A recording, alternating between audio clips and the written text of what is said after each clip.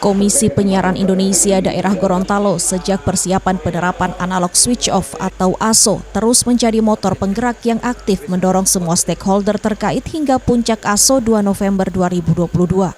Terakhir, KPID Gorontalo menggelar rapat koordinasi guna mencari solusi agar penerapan ASO di Gorontalo bisa langsung dirasakan masyarakat. Hadir dalam rapat koordinasi ini Ketua Komisi 1 DPRD Provinsi Gorontalo, Kepala Dinas Komunikasi dan Informatika Pemprov Gorontalo, Kepala Badan Monitoring Frekuensi, serta pimpinan lembaga penyiaran swasta dan lembaga penyiaran publik. Ketua KPID Gorontalo, Safrin Saifi bilang meski ASO telah diberlakukan sejak 2 November 2022, namun khusus di wilayah Gorontalo, diakuinya penerapan ASO masih terkendala banyak hal. Di antaranya data warga kurang mampu penerima STB yang masih dalam proses akurasi, serta pembagian STB yang hingga kini masih jauh dari harapan. Memang juga kita harus jujur dari rapat koordinasi dan terus kita melakukan intensitas komunikasi dengan teman-teman lembaga penyiaran, itu belum sampai 1% STB yang terdistribusi.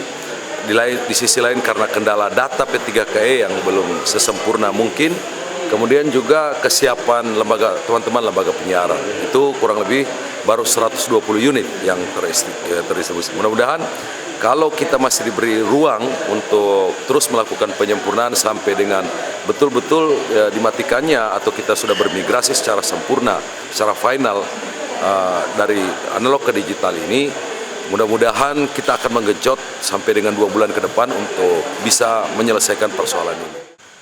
Pemerintah provinsi mendorong lembaga penyiaran swasta yang berkomitmen sebagai penyelenggara MUX agar secepatnya mendistribusikan STB kepada masyarakat, sebagaimana aturan undang-undang. Menurut Asisten 2 Bidang Ekonomi dan Pembangunan Pemerintah Provinsi Gorontalo, semua stakeholder wajib mendukung pemberlakuan ASO di Gorontalo.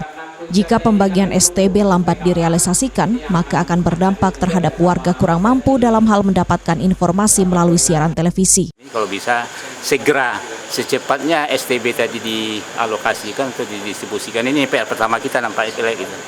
Jangan berlama-lama lagi untuk mengalokasikan atau membagikannya, karena barang-barangnya kan sudah ada di lembaga-lembaga penyiaran, sudah ada.